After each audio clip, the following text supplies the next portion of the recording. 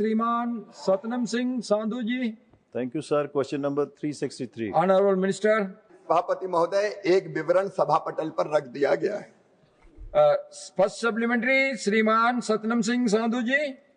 Thank you sir. मैं माननीय प्रधानमंत्री श्री नरेंद्र मोदी जी का हृदय से आभार व्यक्त करना चाहता हूं, जिन्होंने इंटरनेशनल ईयर्स ऑफ मिलेट्स के साथ मिलेट्स मिशन और किसानों की आय बढ़ाने के लिए कई ट्रांसफॉर्मेटिव स्टेप्स उठाए हैं। उनके विजनरी लीडरशिप में मिलेट्स को श्री अन्न का दर्जा देकर देश के किसानों को एक नई दिशा और नया सम्मान मिला है और अब मिलेट्स फ्यूचर के सबसे महत्वपूर्ण क्लाइमेट रेजिलिएंट और न्यूट्रिशनल क्रॉप के रूप में उभर के सामने आए हैं। चेयरमैन साहब, लेकिन जब हम पंजाब की बात करते हैं तो एग्रीकल्चर डेटा एक गंभीर इकोलॉजिकल वार्निंग देता है। एक किसान परिवार से आने के कारण मैं जमीनी हकीकत और जल संकट की गंभीरता को गहराई से समझता हूँ। पंजाब का total geographical area 50 lakh hectares है, जिसमें से 40 लाख हेक्टेयर्स यानी कि 1 करोड़ एकड़ कल्टीवेटेड है और सर इसमें से 99% एरिया इरीगेटेड है। इस विशाल कृषि क्षेत्र में हाईली वाटर इंटेंसिव क्रॉप्स का पूरी तरह डोमिनेंस है। वीट पैडी साइकिल मिलाकर हमारे 75% से अधिक एग्रीकल्चर लैंड का उपयोग करता है। वीट पैडी को प्रति किलोग्राम हजारों लीटर पानी की आवश्यकता होती है, जिसके कारण पंजाब एक गंभीर वाटर क्राइसिस की ओर बढ़ रहा है।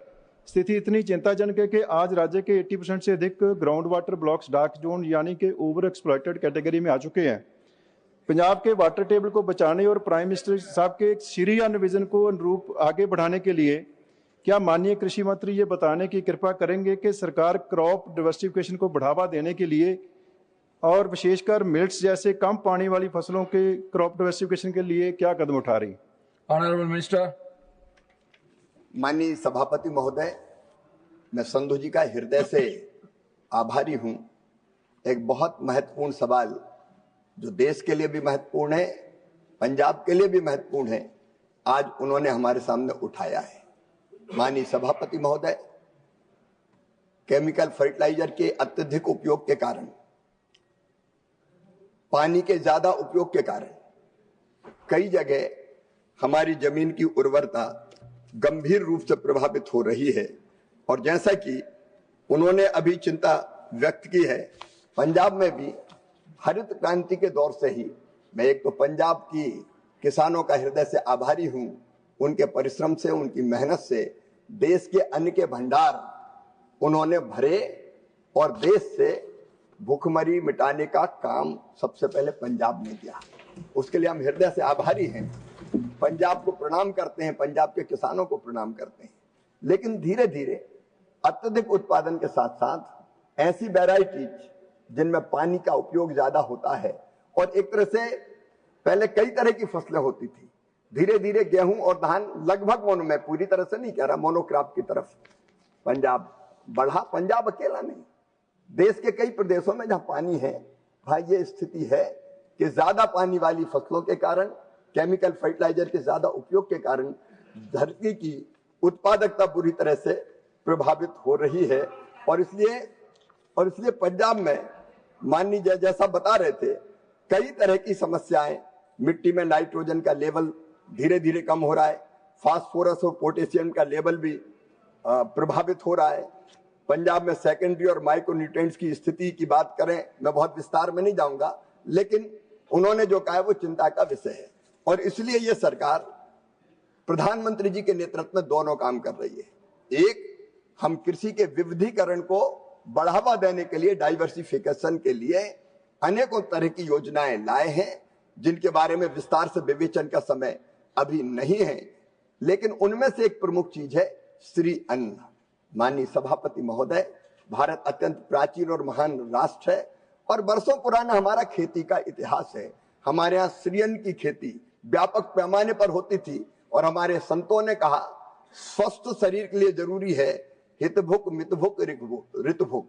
हितभुक मतलब जो शरीर के लिए हितकारी हो वो खाओ, मितभुक मतलब भूख से कम खाओ, और ऋतुभुक मतलब ऋतु के अनुकूल जो चीजें पैदा हो वो खाओ। गुरु नानक देव जी ने भी कोदरा जैसे श्री अन्न की उस समय बात कही थी और मुझे ये कहते हुए गर्व है कि प्रधानमंत्री नरेंद्र मोदी जी ने इस समस्या को समझा और श्री अन्न के पहली बार देश में विचार हुआ और श्री अन्न के लिए एक मिलिट्स मिशन बनाया, केवल देश के लिए नहीं, प्रधानमंत्री जी ने, जैसा कि पूरा देश जानता है, ये हमारा मिलिट मिशन केवल देश के लिए नहीं, पूरी दुनिया के लिए बनाया। और उस मिलिट मिशन के माध्यम से माननीय सभापति महोदय, लगातार ये प्रयत्न हो रहा है कि हम मिलिट्स का उत्पादन बढ़ा पाए। विविधीकरण के बाकी काम के लिए दलहन और तिलहन की खेती पर भी जोर दिया जा रहा है। प्रधानमंत्री केवल भारत की बात नहीं करते, भारत विश्व बंधु भी है, वसुधैव कुटुंबकम की हम बात करते हैं। इसलिए दुनिया भी श्री अन्न की तरफ बढ़े, उसके लिए अनेकों प्रयास किए गए हैं, योजनाएं बनाई गई है। और उसके कारण माननीय सभापति महोदय, आज मुझे बताते हुए प्रसन्नता है, प्रारंभ बहुत अच्छा हुआ है। प्रधानमंत्री जी के नेतृत्व में अंतर्राष्ट्रीय मिलिट वर्ष 2023 में मनाया गया था, जिसमें 100 से अधिक देशों ने और भारत के कई राज्यों, सभी राज्यों ने भाग लिया था। और उसके बाद हमने राष्ट्रीय खाद्य सुरक्षा और पोषण मिशन के अंतर्गत श्री अन्न पर एक उप मिशन बनाया, और जिसका उद्देश्य पंजाब सहित पूरे देश में मिलेट के उत्पादन और उत्पादकता को बढ़ाना है। और प्रारंभिक रूप से अगर हम देखें तो माननीय सभापति महोदय, 21-22 और 24-25 के बीच जो मिलेट्स का उत्पादन 160 लाख टन था, बढ़ के 185.92 लाख टन हुआ है। इस अवधि में क्षेत्रफल भी लगातार बढ़ रहा है, और इसलिए मुझे विश्वास है कि प्रधानमंत्री जी के नेतृत्व में हम फसल विविधीकरण के लिए भी बढ़ेंगे। और श्री अन्न का उपयोग भी, अब आप देख रहे हैं, धीरे धीरे जागरूकता बढ़ रही है और अनेकों लोग अब श्री अन्न का उपयोग करने लगे हैं। तो श्री अन्न का उत्पादन भी बढ़ेगा और उपयोग भी बढ़ेगा। सेकंड सप्लीमेंट्री श्रीमान सतनम Singh Sandhu ji. Thank you chairman साहब। चेयरमैन साहब, मैं आभारी हूँ माननीय मंत्री महोदय का कि जब पंजाब की बात आती है तो ये पंजाब की संवेदनशीलता को समझते हैं और किसानों के बारे में बहुत ही सम्मान से बात करते हैं।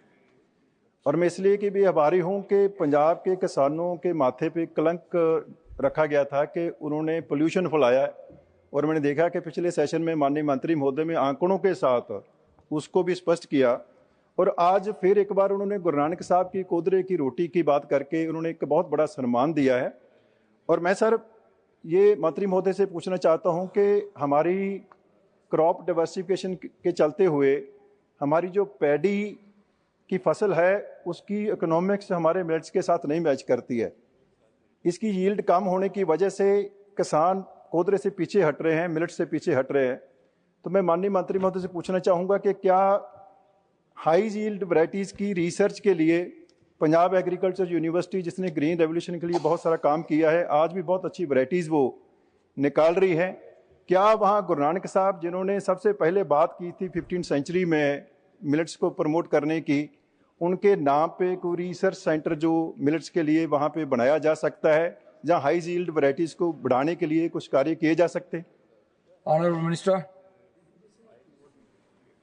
माननीय सभापति महोदय, मैं सबसे पहले तो ये कहना चाहूंगा कि पॉल्यूशन के लिए केवल किसान जिम्मेदार कभी नहीं है।